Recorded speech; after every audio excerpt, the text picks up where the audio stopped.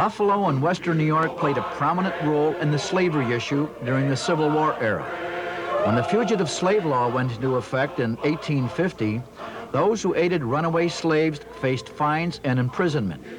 And escaped Negroes who made it to the northern states were no longer safe. So they looked to Canada, where the Act of 1793 gradually abolished slavery there. They were welcome to take up crown lands with no discrimination because of color or the fact they were once slaves in America, and British authorities refused to comply with U.S. requests to surrender escaped slaves. Thousands of former slaves made it to the Niagara frontier over secret routes of the so-called Underground Railroad, with stops at several safe houses along the way. Railroad terms were used. A shelter was called a station. The protectors were called conductors. Buffalo was the last stop. One of the last shelters was the Michigan Avenue Baptist Church, now known as the El Bethel Revival Assembly Church, where hundreds of fleeing Negroes slept in the pews and ate in the cellar before the final leg of their journey to freedom. However, one final obstacle remained. The mighty Niagara was one more river to cross. It's estimated that some 30,000 escaped slaves made their way into Canada by boat, on rafts, hidden in railroad cars or under carriage seats. One safe house set up along the banks of the Niagara in Fort Erie, Ontario was Bertie Hall, now known as the Mildred M. Mahoney Silver Jubilee Doll's House Gallery. After reaching shore, the runaways would enter a secret tunnel, which zigzagged into the cellar of Bertie Hall. History buff Harry Rossitani recalls as a youngster stories of an old-timer named Alan Jackson, who once played in the Bertie Hall cellar and saw the former slaves crawling to freedom through the tunnel.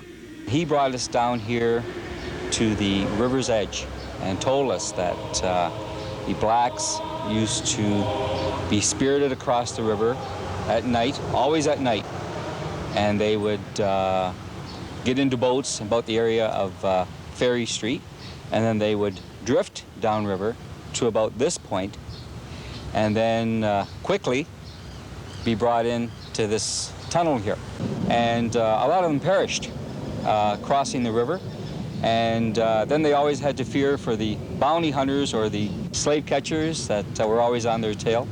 June Spear, the assistant curator at the Doll's House Gallery, also had some interesting stories to tell. As I say, I've lived in Fort Erie all my life, and we always had heard that the place was haunted, and we've had several psychics here, and they said that there definitely are spirits of people that were in the war, and black and white alike, and that, well, the one woman told us that there was a man had been hung right from this spot. Right where we're standing. Right where this light chain is. And the reason she said this, I was down in the basement with her, and when we came down, the light cord was swinging back and forth.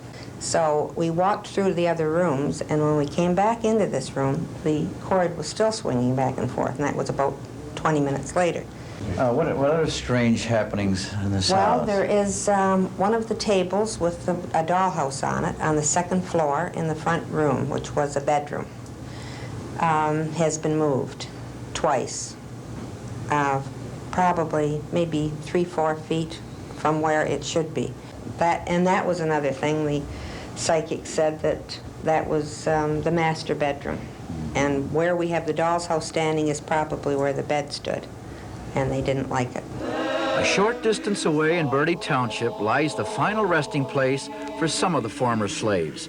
Known as the Little Cemetery around the corner, it is also referred to as the Colored Cemetery of Fort Erie, where historian Denise D'Entremont describes the inscriptions on the old tombstones. There's Elizabeth, who was wife of Benjamin Russell, and she died in 1866 in September at the age of 52 years old. And the other one is their children. There's James, and there is Mary Jane, Philip, and Theophilus. And they died in 1861 and 1864. And there's a possibility there are other blacks buried here that don't have stones. Yes, yes. There's always possibility because there's a lot of people who have been buried here who don't have any tombstone. A final reminder of the exploits of those slaves lingers here at the Buffalo Historical Society in Delaware Park. Etched in stone on a tablet on the north side of the building is a scene showing an escaping slave family being escorted to safety by agents of the Underground Railroad. The tablet by sculptor Edmund Amatisse is facing north to Canada, a land where they found their freedom. Take it home, that's who Jesus, ain't that good.